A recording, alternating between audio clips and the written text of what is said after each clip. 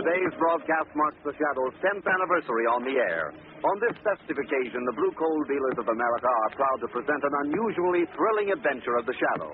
Before the Shadow starts today's adventure, I want to ask all you householders a timely question. When you consider buying a fuel, your first question is, what will it do for me? Well, here's what Blue Coal will do for you. It will keep your home comfortably heated morning, noon, and night. It will make things easier for you all the way round, and it will cut down your heating bills. You couldn't ask for more than that, could you? But Blue Coal gives you more, and without asking, too. For with every order, you enjoy the full benefit of your neighborhood Blue Coal dealer's extra customer service. So phone him tomorrow.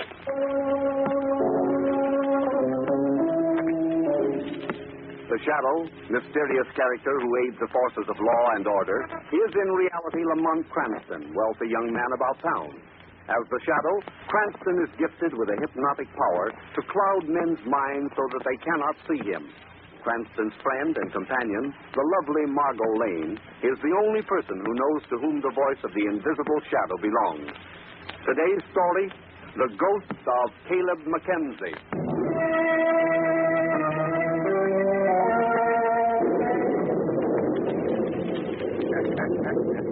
Well, here we are, gathered together, one big happy family. Happy family. I wish you could all see yourselves as I see you. You're vultures, huh? Vultures. Waiting for the poor old carcass to die. Of course, I don't include you in that description, Margot. You're merely an old friend of the family. You understand that I didn't mean you. Oh, I understood, Uncle Caleb. But she's the only one that I exclude. Still bitter, aren't you, Dad? I thought you'd be the first to speak, Paul. You always have been. You take after me in that respect, I guess. I hope that's the only characteristic of yours that I have. No, that's what I call putting the cards on the table. I've always admired you for that, son. You make no pretense of your hatred for me. Which is more than I can say for the rest of you. Oh, come now, Caleb. I've been waiting for you to say that, my dear Damon.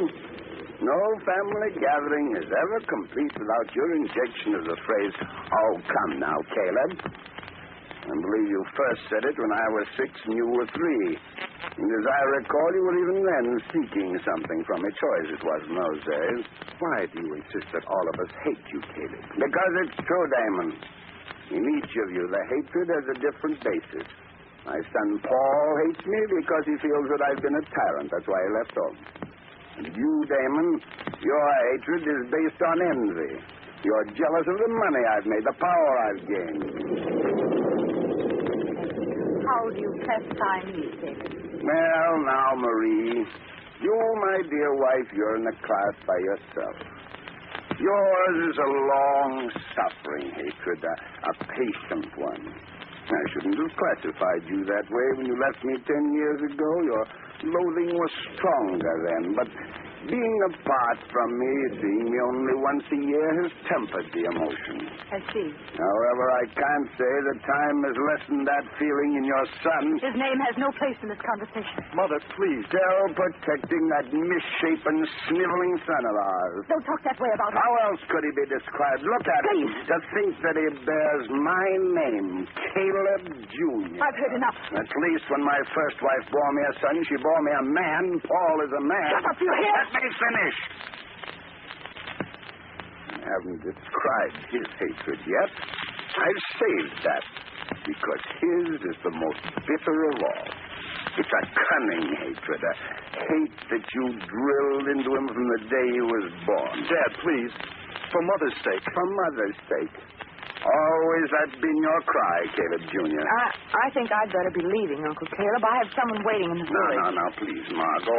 I asked you here tonight so that I might see one friendly face, even if it wasn't one of the family. No, you must stay. Well, Sit down, please. You see, Margot, this little ceremony only takes place once a year. I invite all my beloved kin here so that they may closely inspect my state of health. If I look wan or pale, perhaps it reassures them that the Mackenzie fortune will soon pass into their hands. Oh, come now, Caleb. Let's break this up, shall we, Dad? I'm sleepy and I'm bored. Of course you are, Paul. Of course you are. But I have a little announcement to make. An announcement about my will. You've made out a will, Caleb? Yes, my eager brother. Yes, I have. Where is it? Who has it? Now, Damon, a little decency, if you please. I'm still alive, you know. I beg your pardon, Mr. Mackenzie, but it's 10 o'clock. No, thank you, William, thank you. That means bedtime for all of you. Show them to their rooms, Williams. Same old regimentation. I shan't see any of you in the morning, so perhaps I'd better say goodbye until next year. Good night, Uncle Caleb. Good night, Margot. Oh, I hope none of you forget about the will.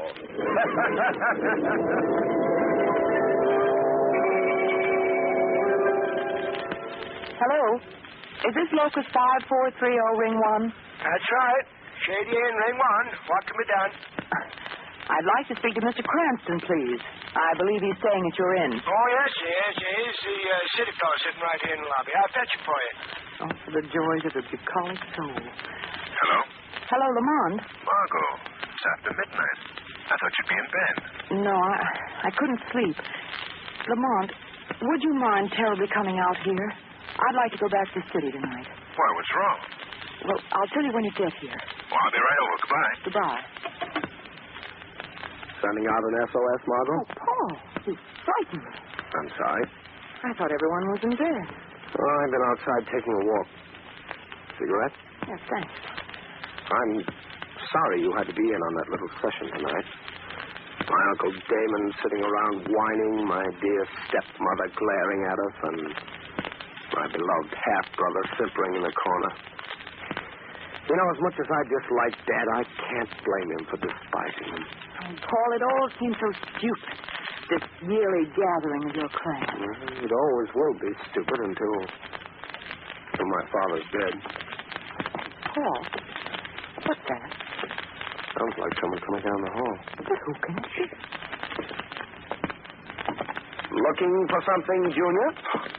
Oh, it's you, Paul. Yes. I was just going for a glass of water for Mother. You'll excuse me, please? Sure. This guy gives me the creeps.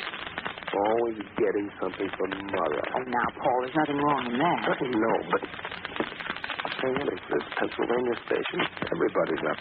Here comes William. Good evening, sir. Good evening, Miss Lane. Good evening, William. Why are you going with that sandwich, William? For your father, sir. He's in his study. Good. Say, that gives me an idea. How about we raid the icebox, Margot? Doggone, why not? I haven't done that in this house since I was 16. And as I remember that... What was that? Sounded like Williams. Come on, Margot. He's in bad study. Paul, Mr. Paul. What is it, Williams? What's wrong? It's your father, sir. What about him? He's been stabbed in the chest. He's dead.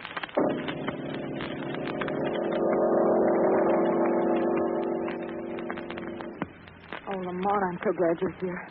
We just found Mr. Mackenzie Sr. stabbed to death. Good heavens. Well, where's the body? Right down the hall here in his study. When did this happen, Margot? Williams, the butler, just found him a few minutes ago. Oh, I see. Right in here, Lamont. Oh, come now. I still object to this whole rigmarole. Unfortunately, Uncle Damon, it's just one of those... Marie, Paul. Oh, Margot. Listen, everyone. This is Lamont Cranston. How do you do? How do you do? How do you do? Lamont has helped the police to solve many crimes. And I'm sure that you won't object if he examines Uncle Caleb. Not at all. Come now, Paul. Don't you think that's a bit presuming? No, I don't, Uncle Damon. My dad is over here, Mr. Cranston. I covered him with this shawl. I see. Has the body been disturbed in any way? No. Everything is just as we found it. Well, I'll have a look if you don't mind. Mother, please. You mustn't look at him. No one has touched this knife? No. Good. Have you phoned the police? No, not yet. I'm afraid that'll be necessary. Oh, no. You'll excuse me while I phone Commissioner Weston. Oh, yes, of course. We don't want the police out here, Paul. No. Why do you allow a stranger to step in like this, Paul? Because that's our father sitting in that chair with a knife in his heart, or had you forgotten? Why should you be so concerned about him all of a sudden? You hated him, too. We all know that. Why, you sniveling little... Paul, please. I still think... Darling, stay out of this conversation. Well, as you wish, Mother. Yes, that's right, Junior. Run to Mother's apron string. It will take the police about 2 hours to get here. Meanwhile, they've ordered that nothing be disturbed. I beg your pardon, sir. Yes? Lamont, this is Williams. Yes, William. Inasmuch as Mr. Mackenzie is departed, I have a duty to perform. A duty? What is it? I've been told many times by Mr. Mackenzie that if anything were to happen to him, sir, anything like this, that I would find an envelope in his desk drawer that should be opened at once. Are you saying that my father anticipated that he would die this way? Well, yes, sir. Why shouldn't he have anticipated this? We all wanted to kill him. You know that. I do know that, Junior, and I also know that one of us gathered here is his murderer. Oh, come now, Paul. I don't think that... Williams, would you look for that envelope, please? Yes, sir. Perhaps it will contain a clue to his death. In that case, don't you think we should wait until the police arrive to look at it? Afraid of its contents, Uncle Damon? Oh, come now, Paul. Of course not. Here's the envelope, sir. I'll take it, William. Thank you. There appears to be writing on the outside. I'll read it to you if you wish. Sure, go ahead. It says, "Attention vultures." What's that? Good old Dad. He who will have will to find the will look inside. Well, did you hear that, fellow vultures? Dad dealing in riddles, even in death. Now, perhaps you'd like to hear the contents. Is it about the will? I don't know. You'll have to figure that out yourself. Read it, please. It says, "To find the one who's passed the test, search the place where my soul will rest." Well, that's enlightening. Doesn't mean a thing to me. Now, I'm afraid I must ask you all to go to your room. What? Those are orders from Commissioner Weston. Order to our room? That's right. What fight is the police? All the right in the world, Damon. Come on, all of you. Let's obey instructions for once. Thank you, Paul. Okay, Margot. Coming, Junior? Yes. If Mother's with me. Of course, dear. I'll call you when the police arrive. Okay. Well, fellow suspects, shall we march in single file? One of us will have to get used to that. Very clever, Paul. Oh, I'm so glad you've come here, Lamont. Margot, have you any idea who could have done this? No. It could have been any one of them. They all hated him. Let's see. Oh, do you know the whereabouts of this family burial ground? Oh, yes. Yes, that's right here on the estate. There's a large wall down near the brook. Well, then what are we waiting for? That sounds like the answer to the riddle. Where is the missing will?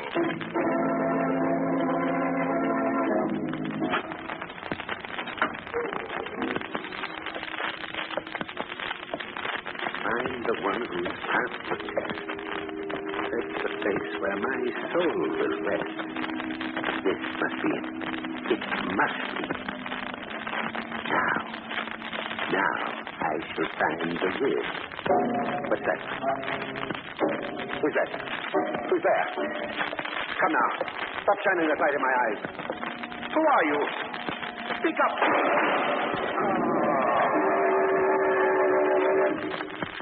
Margot, come along. Our killer's loose again.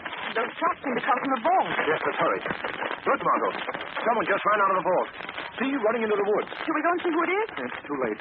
We better look down on the mausoleum. I better go first, Margot. Give me that flashlight. Here you are. Oh, wait a minute. I've just... He's looking. Oh. Uncle Damon. Yes. I'm afraid he's dead, Margot. Oh, Lamont, how awful. Well, we know now, Margot, that this missing will is important enough for someone to murder for it.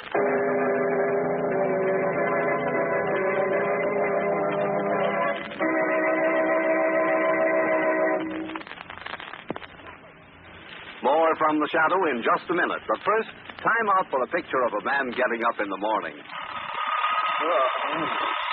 Boy, it's plenty cold this morning. I'll soon fix that. Where are those slippers? Oh, there they are. Now, just set that blue coal heat regulator. Yes, more and more people are relying upon blue coal and a blue coal automatic heat regulator for quick, dependable heat these cold winter mornings. For blue coal sends up quick heat the moment drafts are opened, and the heat regulator opens drafts automatically. A flick of the finger, and the thermostat is set. Then, presto, a steady flow of heat ascends to those upstairs rooms before you can say blue coal. And that heat will remain constant all day long at whatever temperature you wish. Yes, blue coal in my furnace keeps my home comfortably heated 24 hours of the day. And the blue coal automatic heat regulator enables you to control that heat without running up and down cellar to regulate furnace dampers. Yes, blue coal and a blue coal automatic heat regulator make the modern combination for convenience and comfort. Phone your neighborhood dealer for blue coal and ask for a free demonstration of the blue coal automatic heat regulator. His name is listed in the Where to Buy It section of your classified telephone directory under the word Blue Coal. And now, back to the shadow.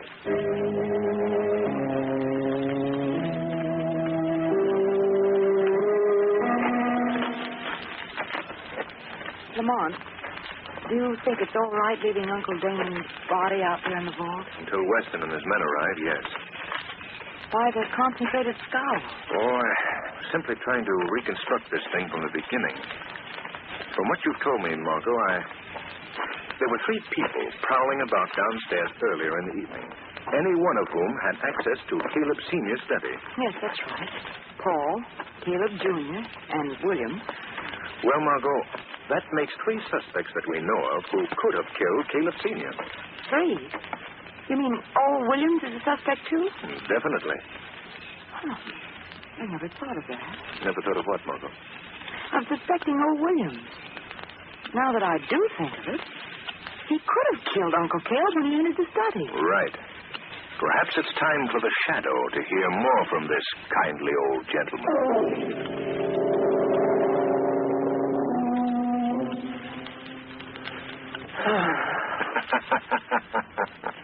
What was that? Sorry to disturb your reveries, Williams. What in the name? Who's talking to me? I am called the Shadow. The Shadow? The man no one can see? That's right, Williams. The man no one can see. I know of you, but why have you come here to see me? Seeking information, old man. Information that you must give me. What is it? First, I'd like to know why you aren't in bed at this hour. Why are you sitting in that chair fully clothed? Why, I couldn't sleep. Would that be caused by a guilty conscience, perhaps? No, it's just the shock. The shock of Mr. Mackenzie's stabbing that keeps me up. Williams, did you feel toward him as the others did? Did you hate him? I had a great fondness and respect for Mr. Mackenzie. You know, of course, that you will be suspected of his murder. I presumed as much. But I shall have no trouble proving my innocence. That's more than I can say for some of the others. What do you know about the will that he left? The one that he spoke of in the note? Why should I know about that? You were close to Mr. Mackenzie. He confided in you. No. I know he did. He must have told you about that will. You don't know what you're saying. Well, I'm only a servant. What do you know of the will? Was it in the burial vault? No, it wasn't in the... I mean, how should I know? You do know where it is. You also know the answer to the riddle. The place where his soul shall rest. Tell me, where is this place? Please. Tell me, Williams. If you would avert another murder, you must tell me. Very well, I'll tell you. The will is... Outside, someone's listening. Yes. Whoever it was has gotten away. Please, Shadow. I can't talk anymore. I can't reveal the hiding place. Williams, I'm going to give you time to reconsider. And remember that by telling what you know, you may save another's life. Think that over, Williams. Later, you shall receive another visit from the Shadow.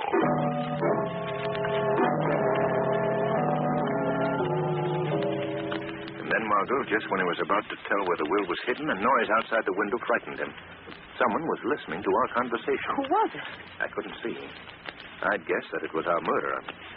Did you hear anyone moving about the house? No, I didn't. I met Paul, though, as I was coming in.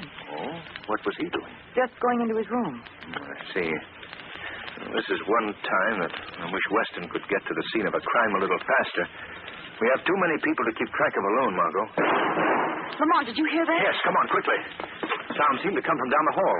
What were those shots, Margot? We don't know yet, Paul. Old Williams' door is open. Perhaps we'd better look there first. I'll go down the hall and see if young Caleb and Marie are all right. Oh, Margot, wait. Why? What is it? There's no need of going there. I've found the victim. Who is it, Lamont? It's old Williams. Oh, no. He's been shot through the head.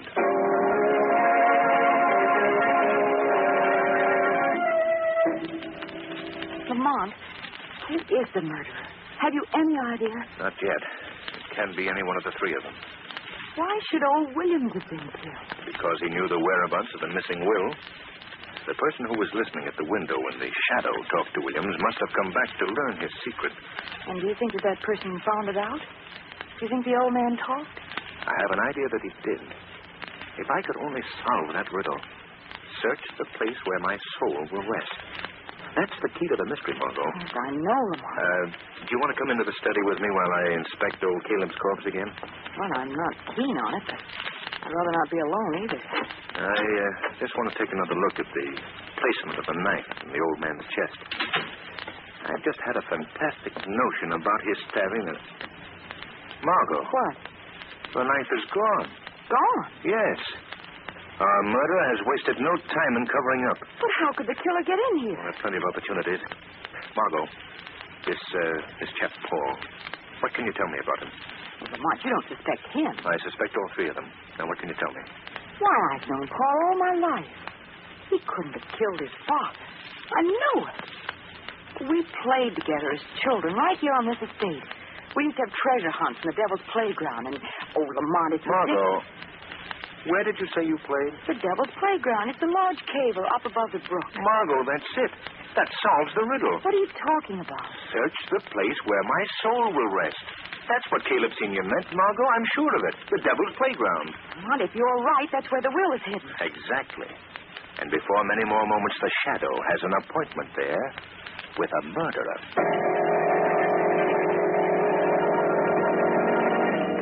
I demand to know why you're here on the Devil's Playground, Paul. For the same reason that you're here, my dear stepmother. Then you followed me, didn't you? No, that wasn't necessary. I know this place very well. And you've come here seeking the will? Exactly. You'll never get it, you understand? Oh, so you found it. Yes. I found the will, and I'm going to keep it. What was that? You'll forgive my intrusion, I hope. Who spoke? Who was it? I am known as the Shadow. Where are you? I can't see you. Don't worry too much, Marie. No one has ever seen this fellow. What do you want here, Shadow? Well, my clever friend, I have come in quest of a murderer. And I believe my search is ended. What do you mean? One of you has come here because of the information that you learned from old Williams. Now, which of you is that one? Not I. Nor I. Obviously, one of you is lying. Well, we'll switch to the next point of deduction. The search. The search for the murderer's gun. I'm sure that neither of you will object to this, so we'll just proceed. What makes you so positive, Shadow?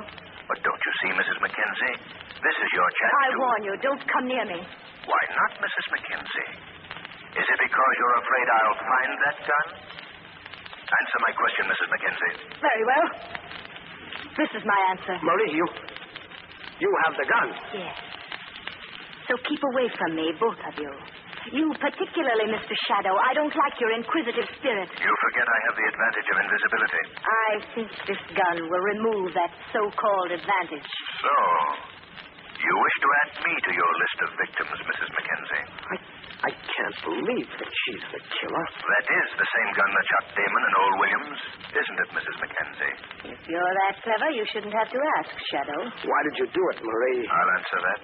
Damon was unfortunate enough to be in her way. And old Williams was killed when he revealed the hiding place of the will. Isn't that true? Yes, that's true. You also feared that they might be named in the will as your husband's legatees, didn't you? Very interesting. Go on. But what of Dad? And she murdered him, too. No, I don't believe so. She didn't murder Dad? No, but she thought that her son Caleb did. That's not true. My boy had nothing to do with my husband's murder, nor did I. I admit I did kill Damon Williams, but I had nothing to do with the first murder. Well, then who did? You did, Paul. Well, that's a lie. That's a lie. You can't frame me for your crime. Just a moment. I don't think either of you is guilty of the murder of Caleb Sr. But who did do it, Shadow? We should learn presently. I've heard enough. I'm leaving here, and neither of you had better try to stop me. Put down that gun, Marie. I'm sorry, Paul, but you will be the first to go. Marie, don't you please. Give me that gun, Mr. Mackenzie. No. Oh. Thank you, Shadow, for saving my life. Whatever it's worth. If you don't mind, I'll take that copy of the will, too. Give me that. Give me that, too. Hold up, Paul. Now, let's have a look at this precious paper. Let go of me, Paul. Let go of me. Listen to me, Mrs. Mackenzie. I have something to read to you. I'm sure its irony will point out a lesson, even to you. As I've said, you thought that your son Caleb killed your husband. To protect him and your share in the fortune, you murdered two men. Now, attached to this will, I find a single slip of paper signed by Caleb Mackenzie Sr. Listen to what it says. When you read this, I shall have committed suicide. What? In my will, you shall learn that I have left my entire fortune to my wife, Marie, and her son, Caleb Jr. Oh, no. No. Do you get the moral, Mrs. Mackenzie? It's one that I can't repeat too often. Crime does not pay.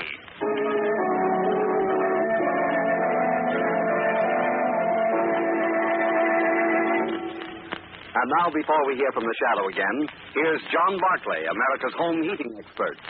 Say, Mr. Barclay, may I ask you a question? Certainly, Mr. King. Well, I've often heard you mention the check damper on the furnace, and I've never quite understood what function it performs. Is it really necessary? Mr. King, the best way I can explain the function of the check damper is by comparing it to the accelerator on your car. You know how you press down on the accelerator when you want to go faster? Well, you mean that the check damper speeds up the burning of the coal? Precisely. When you want your furnace to produce more heat, you just close the check damper. And when you want the coal to burn slower, you open the check damper. Oh, I see, Mr. Barclay. Well, I should say the check damper is very important. Mr. King, the check damper is so important that anyone whose heating plant is not equipped with one should have it installed immediately. Well, thank you, Mr. Barclay. Now I know what it's all about. Glad to help you out, Mr. King. And if any of you listeners have a heating plant without a check damper, or if you have a heating problem, here's what you do. Simply call your neighborhood blue coal dealer. Tell him you'd like the advice of a John Barclay trained serviceman. This service is free. Thank you.